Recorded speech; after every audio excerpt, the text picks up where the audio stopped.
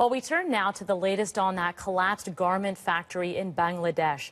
A fire has broken out in the wreckage of the building. Rescue workers were still trying to find survivors in that rubble 4 days after the collapse that killed hundreds of people. Our Ann Gaviola joins us now with more details. Ann, what can you tell us about this fire? So it looks like the situation in Bangladesh has gone from bad to worse. Night has fallen there. It's described as a scene where there's smoke pouring out from piles of concrete, and 3 of the firefighters involved, we're told, at least 3 have been taken to hospital.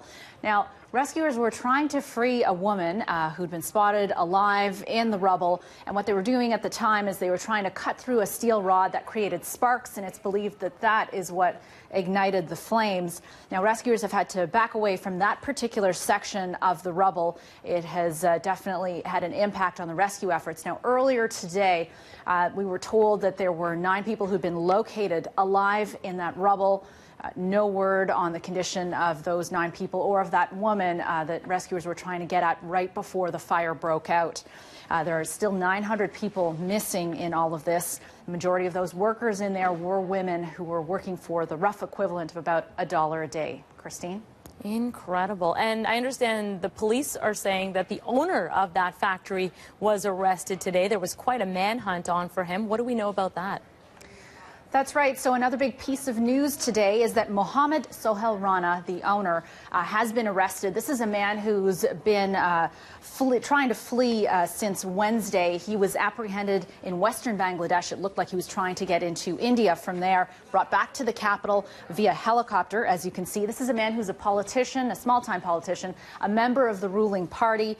And this building that he owned had large visible cracks in it, so much so that the local news team had arrived and they were doing a story on it. That same day of the collapse, other businesses in the plaza, such as shops and banks, did not open, but the workers of that garment factory were ordered back in to get back to work. And as we know, the ensuing collapse trapped many people under there. It is the worst industrial accident in Bangladesh's history.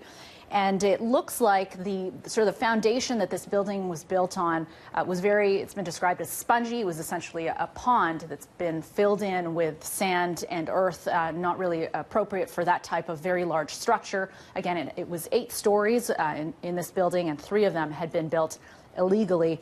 There are calls from members of the opposition government to stage a nationwide strike in light of what's happened, and they're saying this should happen on May 2nd. That's this Thursday. Christine? All right, Ann. Thanks for the latest. You're welcome.